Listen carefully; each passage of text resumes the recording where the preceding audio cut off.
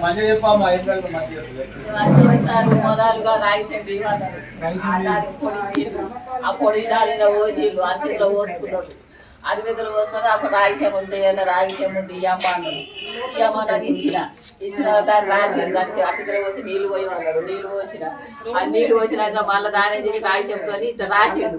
రాసిన వాళ్ళకి తెల్లగైతే లేదమ్మా అని అన్నాడు దానికి చేయి కడుక్కున్నాడు అది వచ్చాడ వాడేసిండు దాన్ని వాడేసినాక ఆ చెంబుని ఆ చేయి కడుక్కున్నాడు ఆలో అది అన్నచుడు మగ్గు ఆ మగ్గు ఆ చెంబు అవి రెండు వాడేసిండా మళ్ళీ వచ్చింది నాకు అవి ఇట్లా ముట్టదు అయిన చూసి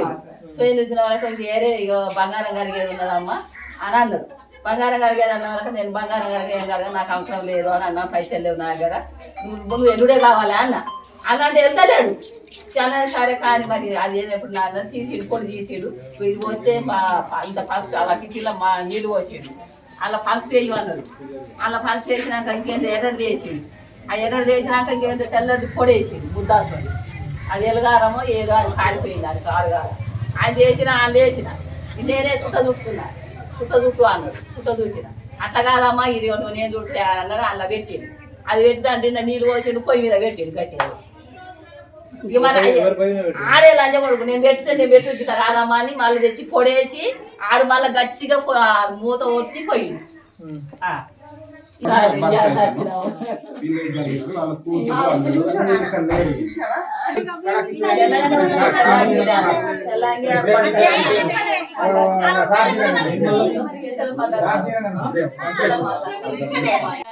ఈ అమ్మ తీసి కడుక్కో మంచిగా గస్తి వేసి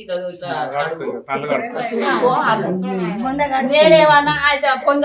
పొంగచ్చిన తెచ్చిన ఆడెత్తేసి ఎత్తేస్తే వెళ్తలేదు మా ఆయన ఏం చేసిన ఆ బొక్కెలా నీళ్ళు పోసి ఆ టిఫిన్ అలా పెట్టి అలా పెడితే అలా తీసి సలాయినాక తెలియదు అటు నీళ్ళు దాని ఆ నీళ్ళని దొప్పుకొని కరిగిందేమో పూత చేసుకుంటే బైక్ పైన వచ్చి ఇద్దరు వచ్చారు